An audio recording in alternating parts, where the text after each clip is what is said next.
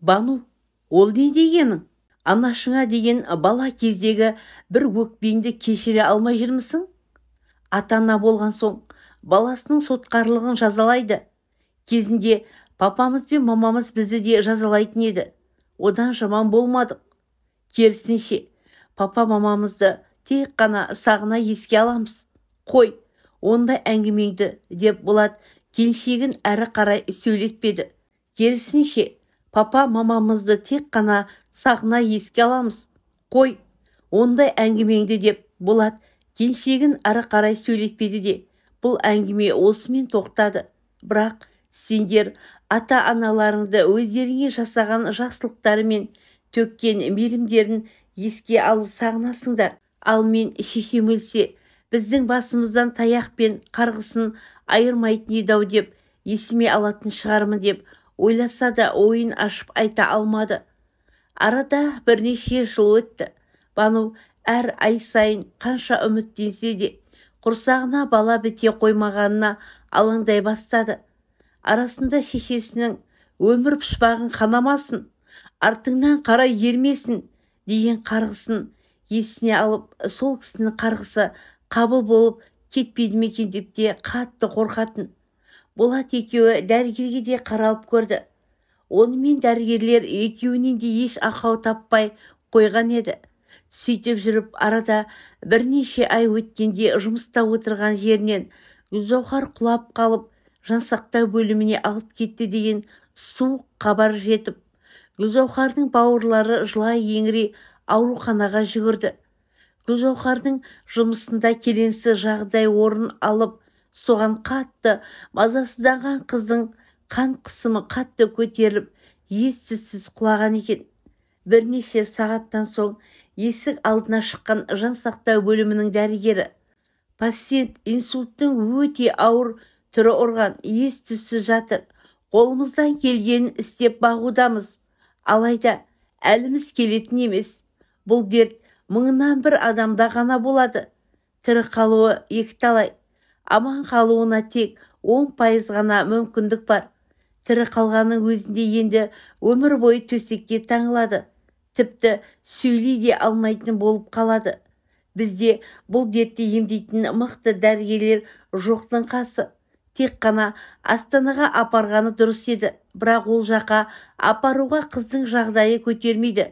Не болса да дайын болыңыздар, деді. Мына сөзді естіген Гүлжауһардың бауырлары естерінен танып қала жаздады.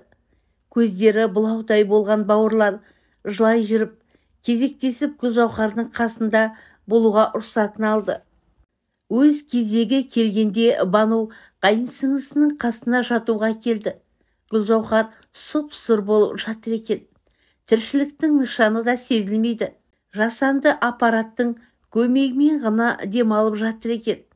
Күні кеше өзімен ойнап күліп жүрген жан досының тірі өлік болып жатқанына жүрегі езіле жүріп, қыздың дәреттерін жинады.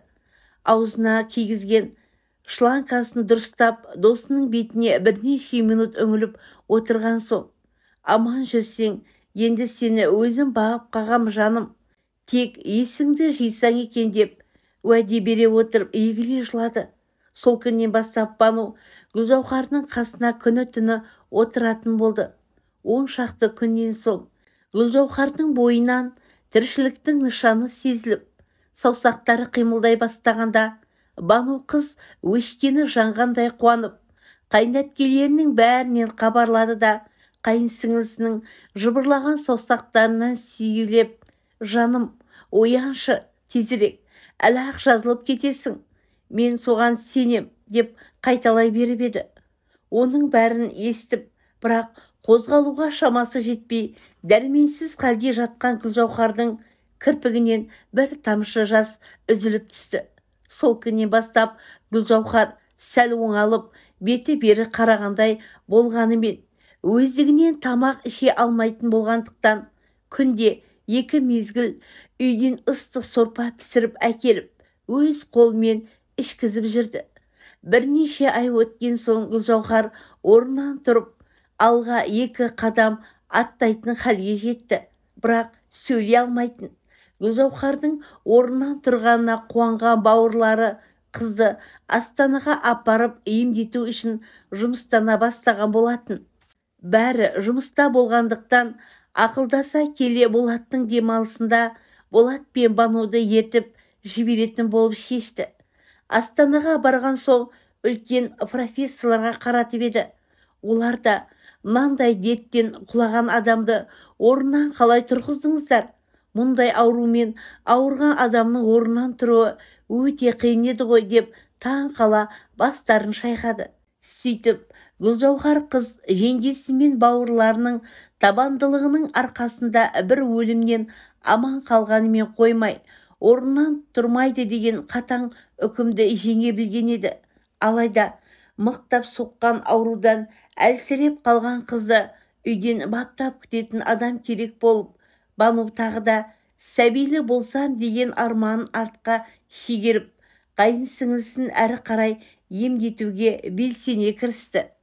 Арада 2 жылдан астам уақыт салып, Гүлжауһар мүлдем сауығып кетпесе де, ақырын сөйлеп және өзі жүріп тұратын халге жетті. Гүлжауһарды аяғынан тұрғызған соң Бануда сәби сүйгісі келетін арман іске асырғысы келіп, дәрігерлер жағалап еді. Онымен еш нәтиже болмай, сәби сүйсем деген арманы алыстап бара жатқандай болған соң, Болат, бір-бірімізді қанша қатты жақсы көрсек те, бір шақалаққа зар болып жүргеніміз жаныма қатты батып жүр. Жасың болса 40-қа таяп қалды. Үмітім үзілмей тұрғанда ажырасайық. Өзіңе сәби сыйлай алатын адаммен бас қос. Сені ұрпақсыз қалдырғым келмейді деп еңіреп жылаған еді. Неге олай дейсің? Әлі де сәби сүйге кеш емес. Тіпті болмаса балалар үйінен бір сәби асырап алайық. Бір сәбиді бауырымызға басып, бақыт сыйлап алсақ, бақыт деген сол емес пе? Маған ендігі әрі ондай сөзді айтушы болма. Сенен басқа әйелдің қажеті де жоқ маған деп Болат Бануды одан әрі сөйлетпеді. Осы әңгімеден соң Болат ойын әпкелеріне айтып көріп еді. Інілерінің сәбилі болмай жүрген, жандарына батып жүрген әпкелері де бауырларының сөзін бірден қостап, балалар үйінен сәби алуға жұмыстанып та кетті. Араға бірнеше ай уақыт салып, сол бақытты күнге де қолдары жеткенде Болат пен Банудың қуаныштарында шек жоқ еді. Жаңа туған шақалақта келіп, Банудың бауырына салғанда, сәбиді құшағына қысқан келіншектің буыны босап кеткені соншалық, 62 тамыры еп, омырауынан сүт тамшылап аға жөнелді. Бақыттан бастары айналған 2 жұп сәбиге Қуанышбек деген есім беріп, азан шақыртып ат қойдырды. Міне, бақыт дегеннің байлық пен мансап емес, сәбидің өлі екен түсінетін жандар осылай бақыттарына қол жеткізген тұғын. Алайда сәбиін аймалап, бақыттан басы айналып жүрген Бану сол кезде алда өзін әлі қандай сынақтар күтіп тұрған сезбеген еді. Сөйтіп жүргенде туған інісі телефон соқты. Гүлденді көрші ауылдың жігіті алып қашып кетіпті. Гүлден ол жігітті танымайды да екен. Бірақ барған жеріне келісімін беріп қалып қойыпты. Бәлкім өз үйіндегі берекесіз өмірден шаршап, басқа үйден тыныштық іздеді ме, кім білсін. Шешесінің қыздарына дүние апармайтынын жақсы білетін Бану бұл хабарды естіген соң, Гүлденнің артынан жасауын жинауға кірісіп кетті. Алдында Банудың күйеуге жасаусыз кеткенін көрген соң, осы Гүлден біреулерге жалданып, ақша тауып, сол қаражатқа әпкесіне 6 көрпе тігіп, қатынасқан көліктен салып жіберген болатын. Жаңа түскен келіннің жасаусыз барғанында қиындау болатын жақсы білетін Бану, Гүлденге қолынан келгенше көрпе тесегі мен ыдыс аяғын жинап, өз қолымен апарып берген болатын. Сол кезде Гүлденнің күйеуінің өте дөрекі, арақ құмар екенін көріп, үйіне көңілі түсіп оралды. Соның артынша екінші сіңілісі де күйеуге шығып үлгерді де, Ол қызға да шамасы жеткенше көрпе төсегін жасап жеткізіп берді. Бірақ күйеуге тегеннен кейін арасына 1 жыл салып, бірінің артынан бірін 2 сәбилі өмірге әкелген Гүлден екінші бөпесін босанған соң төсек тартып жатып қалды. Ауруханада біраз жатқан соң дәрігерлер үйге шығып қалған ең домын аяқтап алуы керек екенін айтқан екен. Соны естіген Гүлденнің күйеуі, ауру қатынның керегі жоқ маған, үйлеріңе алып кетіңдер деп Гүлденнің бауырларына хабарласып, ағасы келіп Гүлденді ауылға алып кетіп, ал күйеуі балаларды бермей қалған екен. Осының бәрін телефон арқылы естіп жүрсе де Бану кішкене Қуанышбегі мен әлі өздігінен далаға шыға алмайтын қайын тастап бара алмайтын болғандықтан байдан да бағы жанбаған сіңлісін ойлап күрсінгеннен басқа амалы жоқ еді. Сіңлісінің ауырып жатқанын естіп, көңілі күпті болып жүрсе де үйдің күйбең тірлігінен қол үзіп шыға алмай бірнеше күнді өткізіп алған Банудың түнімен оң аяғы солқылдап ауырып шығатын. Алғашқыда уайымнан болар деп топшылап бұл ауруға мән бермеді. Алайда күндер өте келе таңғы ұйқыдан оянғанда көптей болып ісінген оң аяғы бастырмауға айналған соң облыстық дәрігерге қаралған болатын. Рентгенге түсірген дәрігер, тізеңізге сары су жиналған екен, қорқынышты еш нәрсе жоқ, аппаратпен суын сорып аламыз дегенде Бану ауруы жеңіл екенін естіп қуанып кетті де өзін тағайындалған емді дереу бастап кетті. Ем сәтті өткен сияқты, бірден ісігі қайтып, аяғының ауруы да мазаламай, сол емнен соң аяғынан тік тұрып кетті. Сөйтіп жүргенде арада бірер ай салып, өздерімен бір үйде тұратын бойда қайнағасы кісі қолынан ажал құшып, бұл үйдегілер тағы есеңгіреп қалған болатын. Қайнағасын ақ жуып, арулап мәңгілік мекеніне қондырып болған соң да дұға етушілердің легі толастамады. Сол кезде аяғының ауруы қайтадан мазалай бастаған болатын. Алайда бір үйдегі жалғыз келін өзі болғандықтан қайнағасының артынан дұға етушілерді үйден қарсы алып, одан қалса 40 күндігі мен 100 күндік дұға дастарханына дайындық деп жүгіріп жүргенде тағы біраз уақыт өткізіп алған еді.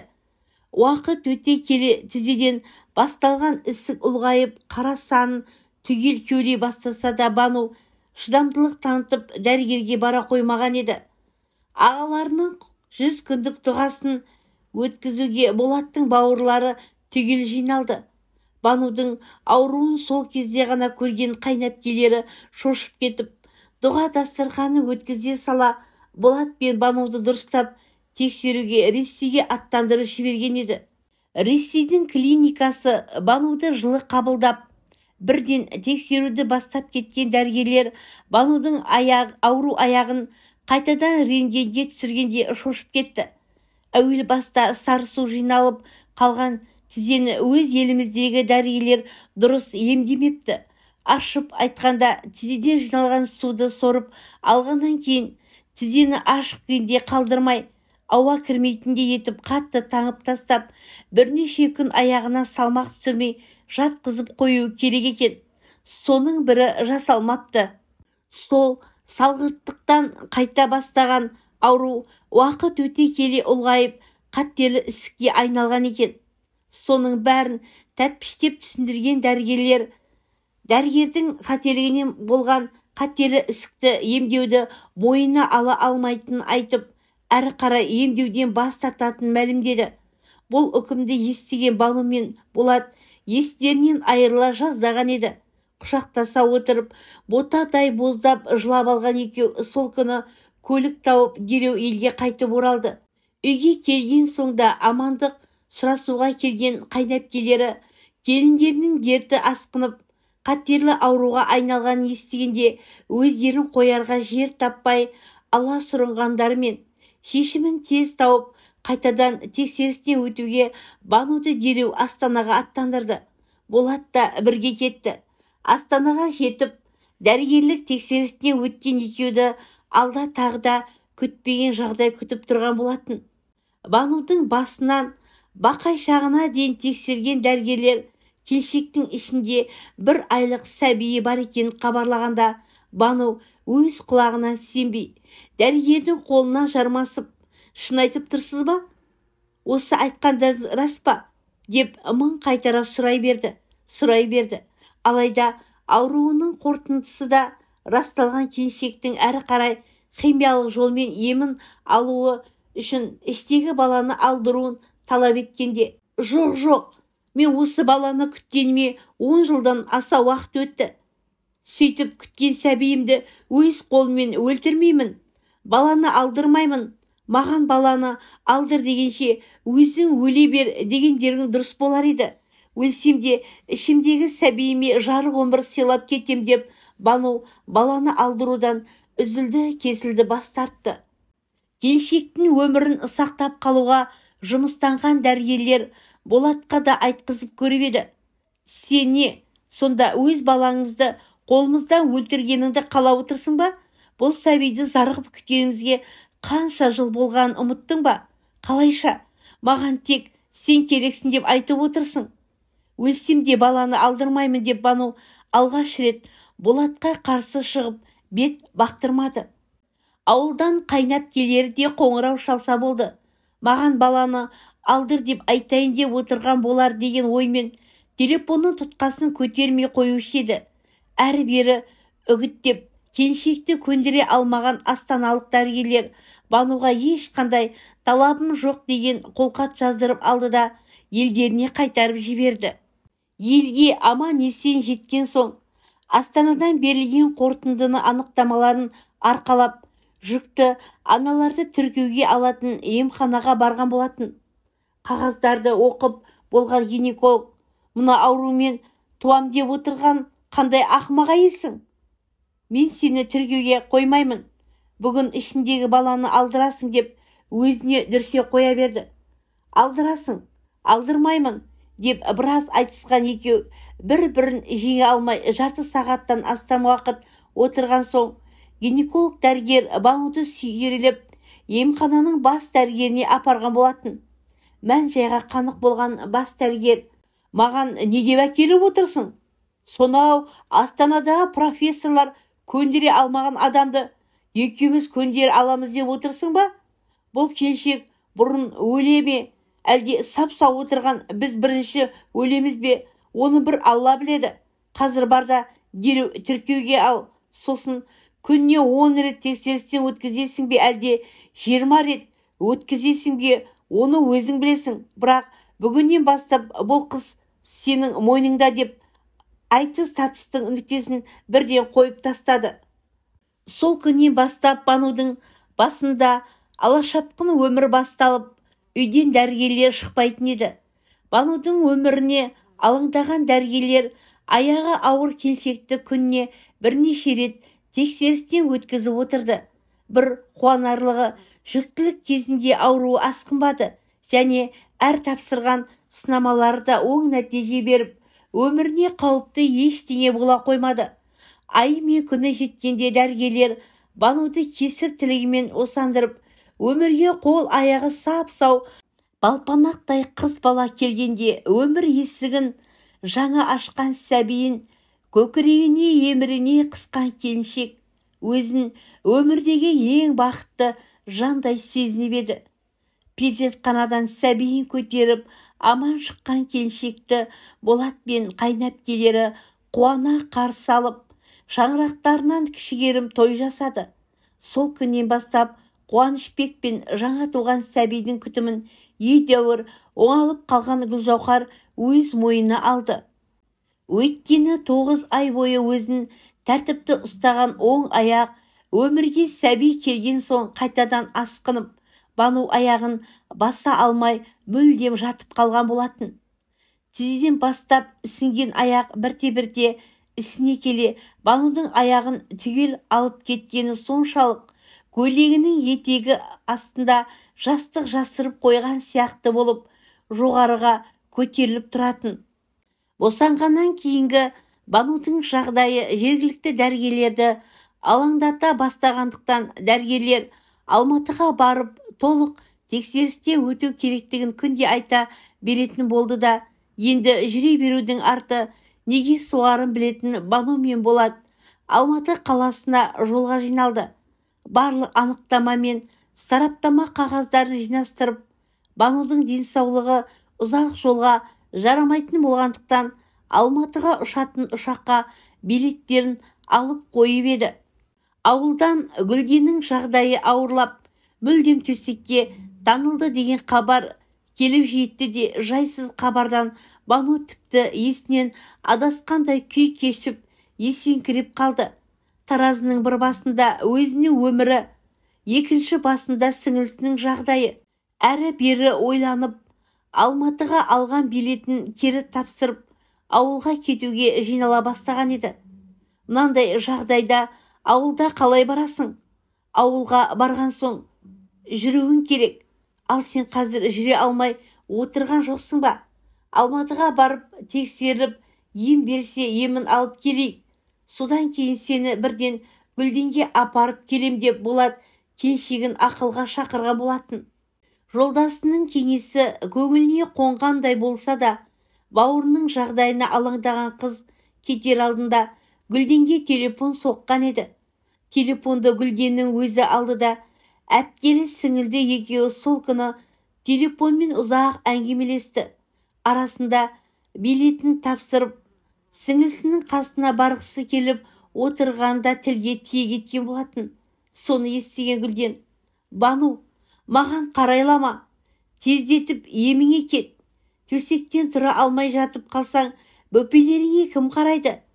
Мен құсап ішіріп жатқың келмесе, тез кет» деп әпкесінің ауылға келуіне қарсылық білдіріп, еш ыңғай бермей қойды.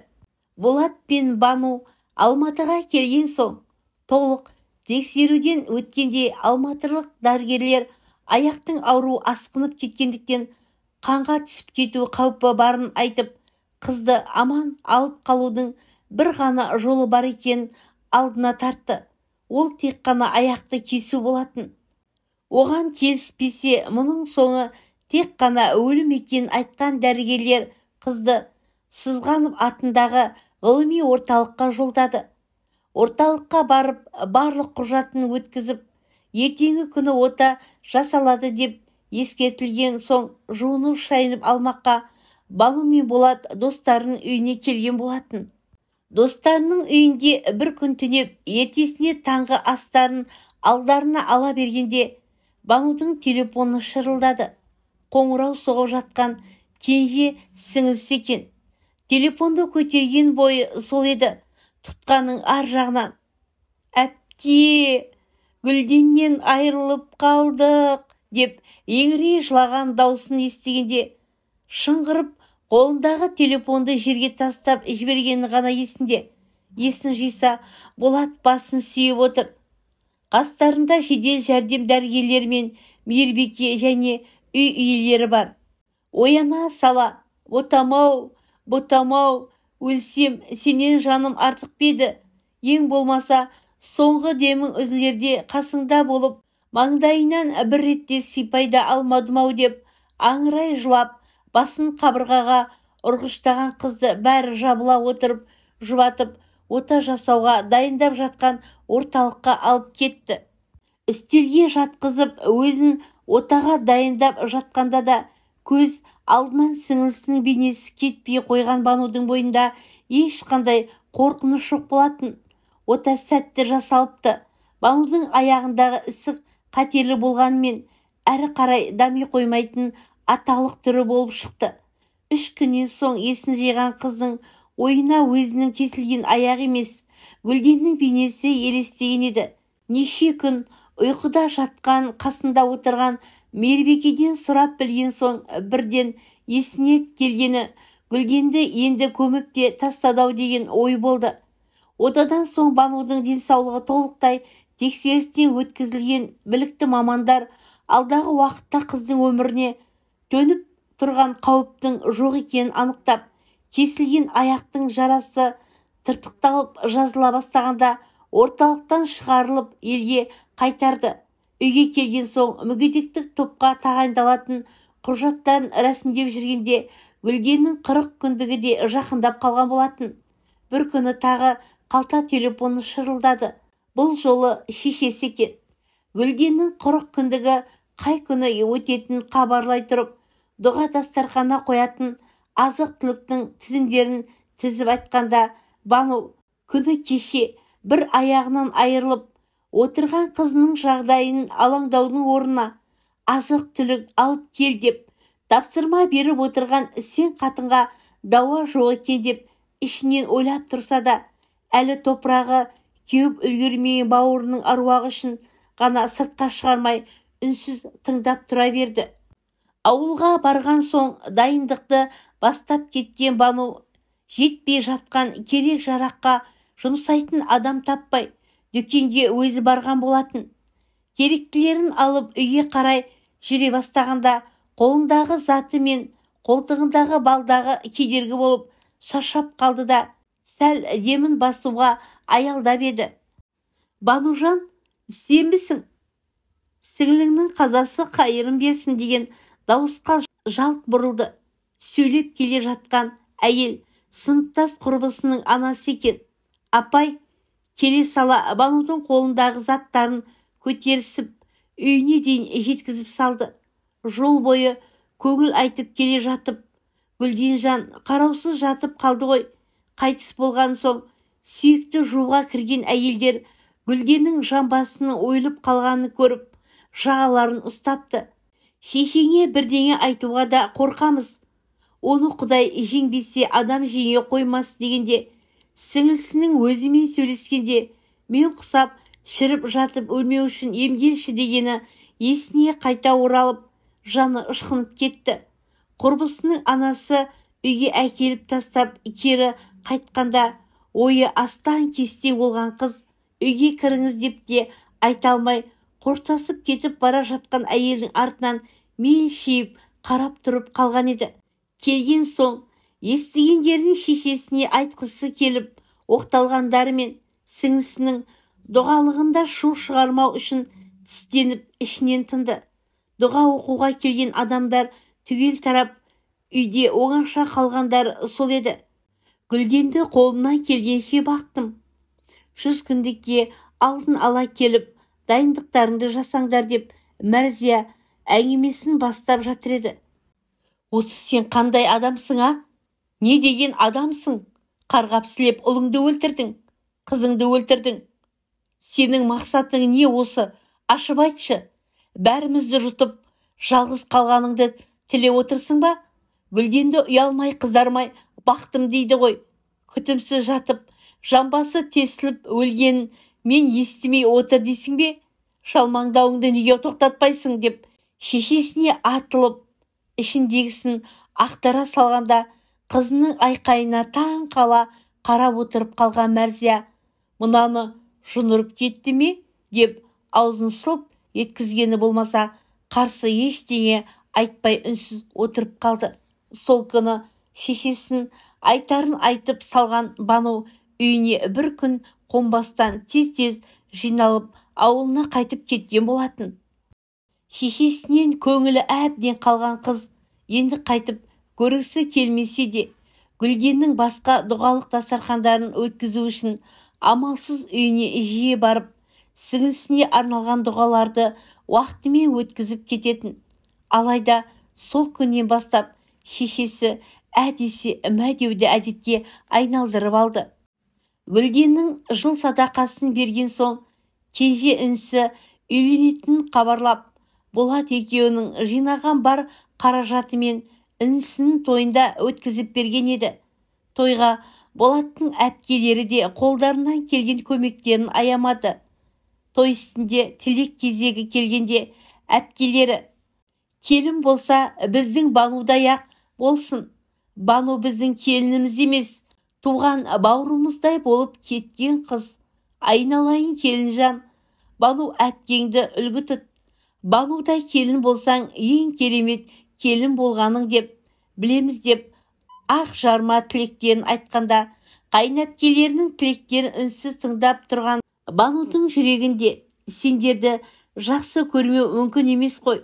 Өз үйімнен жылулық көрмеген маған мейірім бен жылулық сыйлаған сендер ғана едіңдер ғой деген ой тұрғанымен сыртқа шығара алмай, әпкелеріне риза кейіппен жанары жасаурап қарай берді.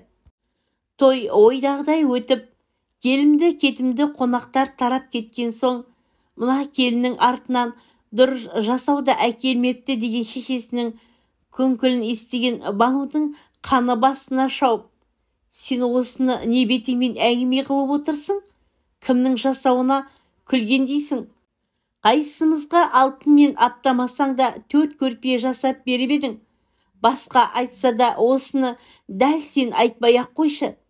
Келін сенің лас сөзіңе үндемей жүре беретін қыздардан емес. Көмусіз қалғың келмесе, ендігі жерде аузыңа ие болып тыныш отыр деп шешесінің бетін оңдырмай тіліп салды. Содан бері ауылына қайтып бармаған Бану іні келінмен телефон арқылы ғана қал жағдай сұрасып жүр. Арасында келіні де енесінің жұмыссыз қылықтарын айтып, Бануға жыламсырап алғанда, шешесінің мінезін жақсы білетін қыз үнсіз тыңдаумен ғана шектеледі. Көңіліңе қонарлық бір жағдай, қазір інісі де шешесін әйеліне қарсы сөйлетпей, ұрсып басып отырады. Осыны естігенде Бану қуанбаса ренжіген жоқ. Өйткені бәрін кешіргенмен, Гүлденнің өлімінен соң анасын қатты жек көріп кеткен қыз шешесін әлі кешіре алар емес. Алайда Банудың қазіргі жағдайы өте жақсы. Қателік дерттен толықтай айығып, мамандығы бойынша жеңіл жұмысқа тұрды. Өмір бойы төсекке таңдылады деген Гүлжауһар да оңалып жұмысына қайтадан оралды. Қуанышбек ұлдары мектепке барды. Қыздары 5 жаста. Болат Бануды алақанына салып аялап отыр. Осының бәрі бақыт емес пе, айтыңдаршы? Соңы.